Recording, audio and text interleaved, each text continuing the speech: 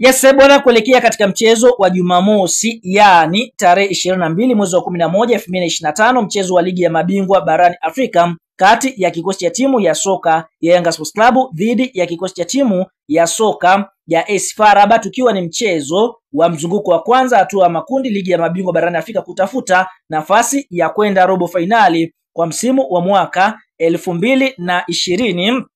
na 2026. Basi kwa upande mwingine, hatimaye kikosi cha timu ya soka ya AS FAR Rabat kiliweza kuanza safari kutokea pale nchini Morocco hapo siku ya leo, na Mwenyezi Mungu si Asmani, kikosi hiko kimeweza kufika salama salmin katika visiwa vya Zanzibari kwa ajili ya kwenda kuikabili klabu ya soka Yanga Sports Club siku ya Jumamosi. Kikosi hiki kimefika siku tatu kabla ya mchezo dhidi ya Yanga, ikionyesha kwamba wamedhamiria kufanya vizuri kuelekea katika mchezo huo, ndio maana wameweza kufika mapema.